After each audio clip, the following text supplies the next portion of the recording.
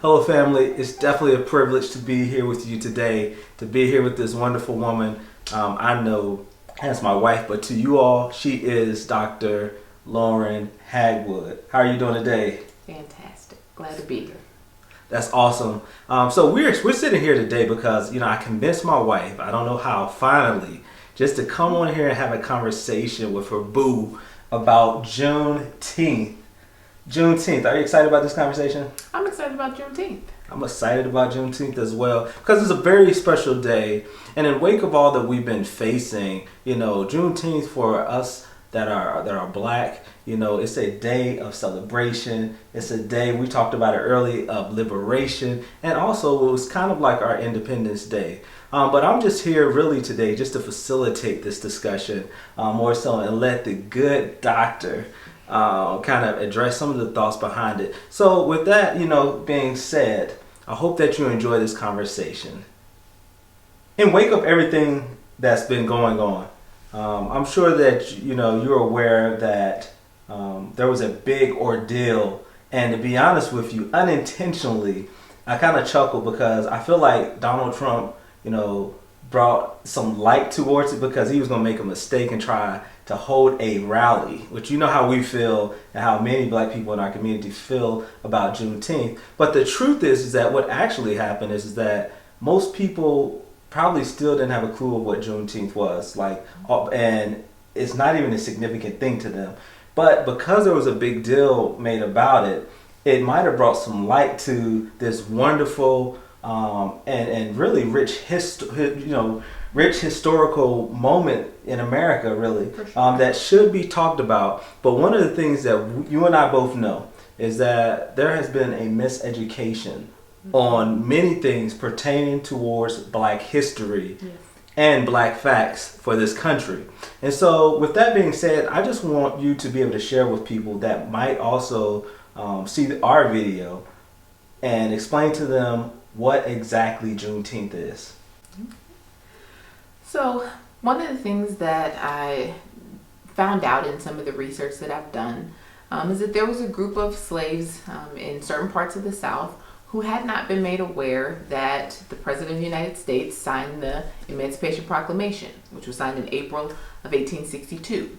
However, there was a telegram sent to, I think it was Galveston, Texas, to a plantation and a group of slaves who lived there, and they didn't get the news until June 19th of 1865 that slaves had been freed for more than 3 years at that point. And so it is a celebration that the people in that community started to have as a remembrance of the day that they were actually granted their freedom. It is sometimes called Liberation Day or Jubilee Day. It's also been called the Black Independence Day, because when the Declaration of Independence was signed in 1776, African Americans weren't citizens. They weren't free yet. And so celebrating the 4th of July, as we sometimes do as Americans, it sometimes feels foreign because our ancestors weren't actually free for almost another 100 years after that.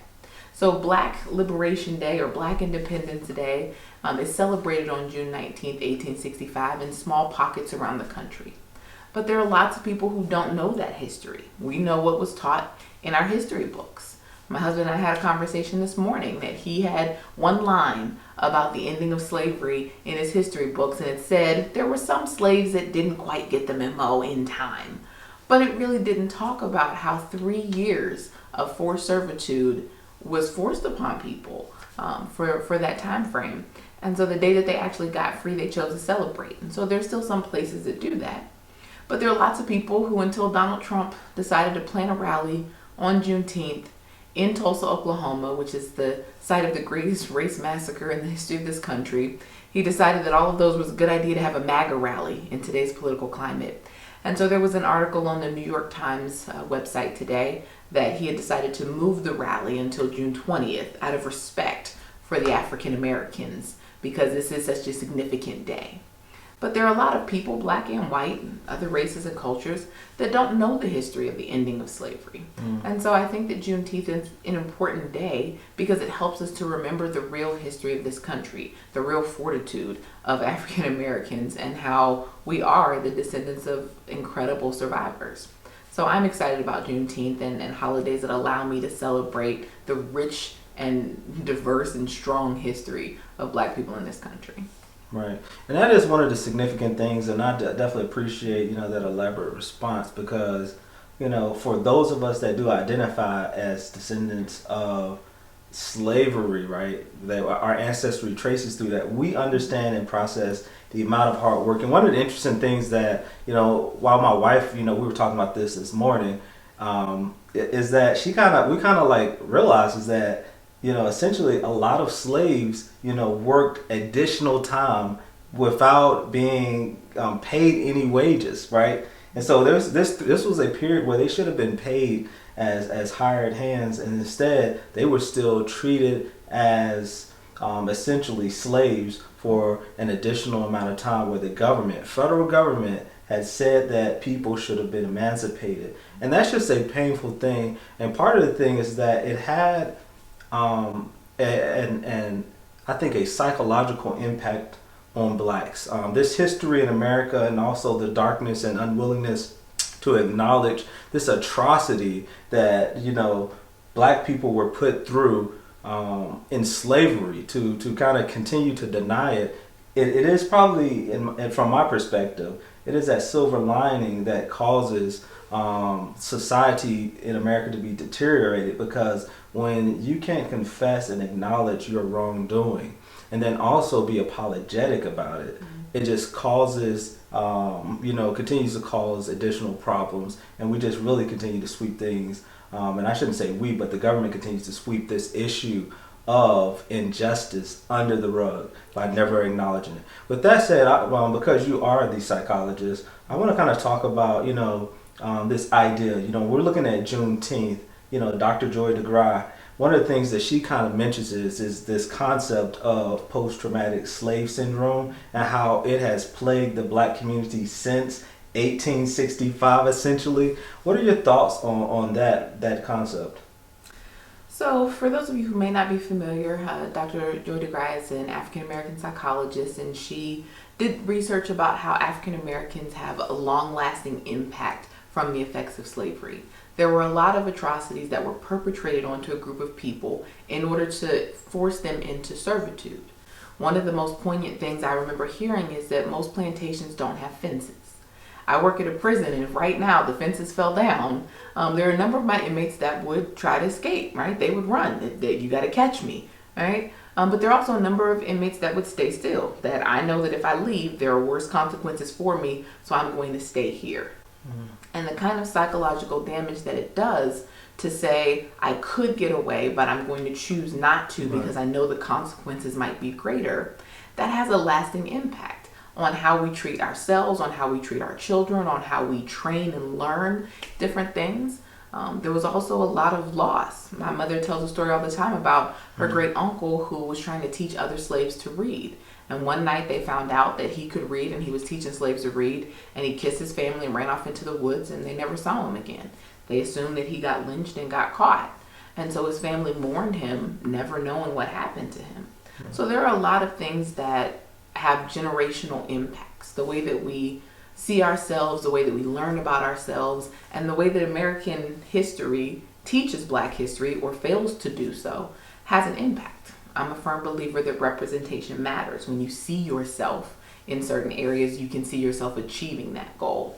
And if American history doesn't teach us about the strengths of Black people, if they don't teach us about the resilience and the things that we've had to overcome and the things that we have learned or struggled with, then the people don't know. And so there can be long-term impacts of that in terms of the culture and the psychology. And that's so awesome, listening to the way that you're kind of like breaking this down, because we're dealing with a lot of damage that just has never been addressed. But the irony in it is that one of the things that I want to go back to something that you kind of mentioned earlier, talking about the education in America. It is a country where the most successful people, they don't have to know really history or value any of the facts that kind of exist in this nation, and they still can prosper and benefit. Or any culture other than their own. Right, or any other culture. And so as a result, that's why, I think Trump makes a mistake because it only reflects to me. I'm not always so easily offended because I'm like, everything that exists in society, the Confederate statues points back to the fact that black people are still owed a debt that needs to be settled because they've not sought what we call, I would say, some remissions of sin, right? They've not sought this idea that they need to, be white, be washed, and cleansed from these inequities that existed in this nation. And so part of the problem, though, and I think going back to the education piece, right, is that the perception of black people, and especially with it being Father's Day, the perception of black men after Juneteenth, what took place after there during this Reconstruction era, black men worked severely hard, built up things, but the character began to be torn down. The idea and the concept that it was amazing that black people essentially built most of America, but the perception or persona of black men was transformed and translated into this idea that black men are now lazy and they don't do anything. By minstrel shows and other types of propaganda. Right. And so Juneteenth is significant because if anyone should be able to take a break, it should be, I think, black men and black women, because historically in this nation, no other group of people have worked as hard, never turned its back on this nation or went to war with this nation other than black people. That's like the irony in it. If anybody should be upset, irate, it should be black people. But I think it shows a testament that truly there's something that is ingrained in us that is stronger, in my opinion, than the hatred that we experience. And I think that is just truly, as genuinely, is just love. There's a love that we have. But with that said, I think part of our plight today has to be in education. And the reason why I keep going back to that, and I'm going to ask you a question, I know you're waiting. The reason I'm going to ask, I want to highlight education is because there is a miseducation that takes place not only for us as black people historically, where Carter G. Woodson brings up the miseducation of the Negro,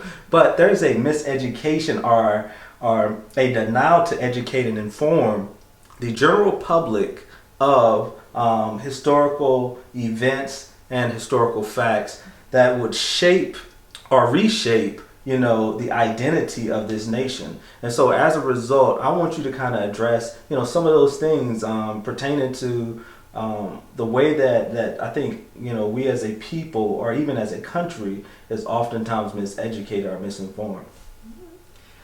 I've long argued that there's been a whitewashing of American history. And so as part of the affirmative employment committee at my job, I remind my staff regularly that black history is American history, that you really can't have one without the other.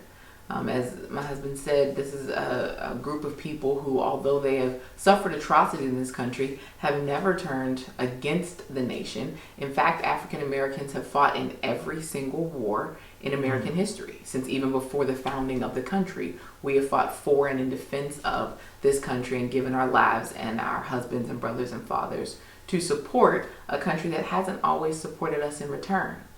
And so when we talk about the textbooks and the classrooms and what people are taught, I remember, and as many of you may, back in elementary school and in middle school, there was a Black History Month presentation, and they told me that Garrett Morgan invented the stoplight, and that Rosa Parks sat down on a bus, and that Martin Luther King and Gandhi were kind of the same person, and they all just loved peace and wanted things to be peaceful.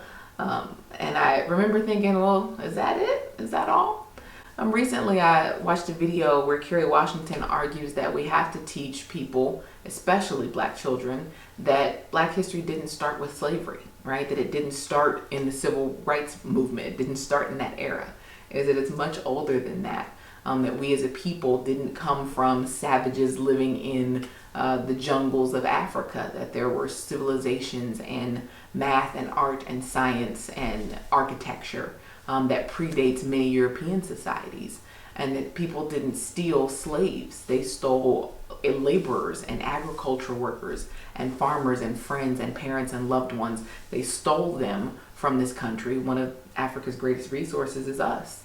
And they brought us here to do a job that they could not do on their own. And during that time, we again suffered tragedies. And then at some point, they decided that it would be economical and efficient for northern states to have the same level of economic run as the southern states. And so they decided to set slaves free so that southern states couldn't dominate economically in the same way they had been doing in the 1700s with cotton and tobacco and other things. And so there really is just a history there in America that isn't taught, that isn't well known.